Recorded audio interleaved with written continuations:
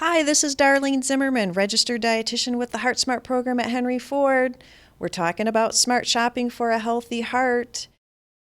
Today we will stroll through the dairy aisle and we'll talk about buying milk and yogurt and margarine and cheese, and we'll also look at some healthier oils to use.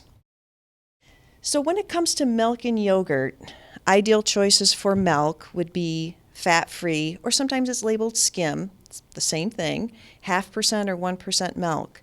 Just so you know, that recommendation is not just for people with heart disease. It actually applies to anybody over the age of 2.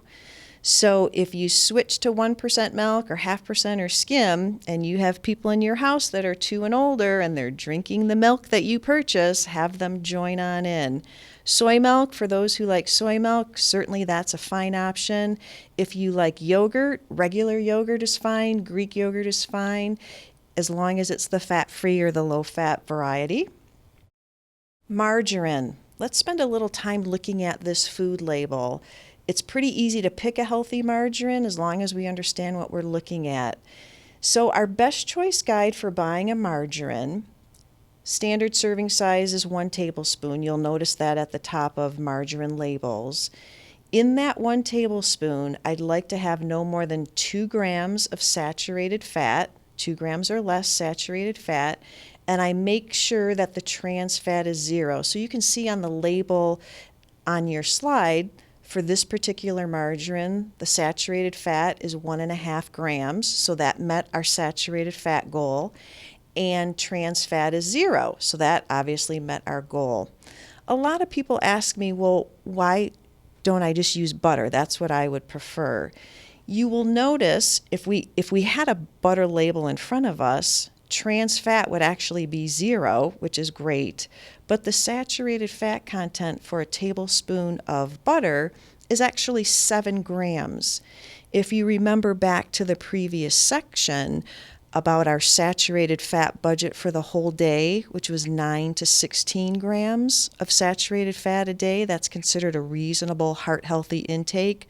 1 tablespoon of butter would use up 7 of those grams. That's a lot to use. That's a lot to take out of my budget for the day if I'm going to be using butter.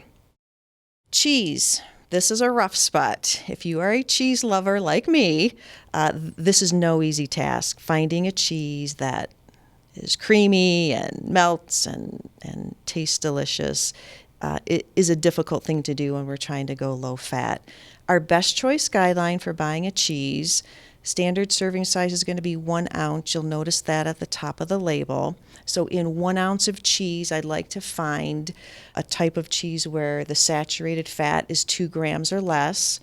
The sodium content will vary, so compare different brands, compare different types of cheese, and choose ones that you see lower sodium numbers.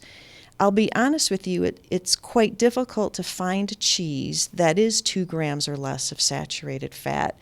So you may want to keep in your mind, let me see how close I can get to that 2 grams of fat or less. Most full-fat cheese, examples would be American cheese, cheddar, Colby, Monterey Jack, will have anywhere from 5, 6, maybe 7 grams of saturated fat in an ounce. A part skim mozzarella would have around 4 grams of saturated fat in an ounce, as would a reduced fat cheese. So you may want to start experimenting with some reduced fat cheeses in an effort to lower your saturated fat intake.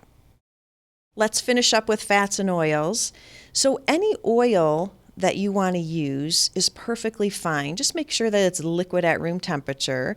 Canola oil, corn oil, olive oil, soybean oil, peanut oil, whatever type of liquid oil you use is certainly fine.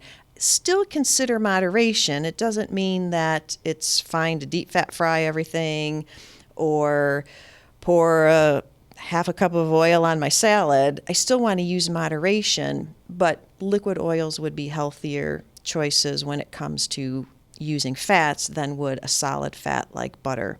Salad dressings and mayonnaise, our best choice guide, saturated fat, again looking right on the label, saturated fat, 1 gram or less per serving, and sodium content 140 milligrams or less per serving when choosing salad dressings and mayonnaise.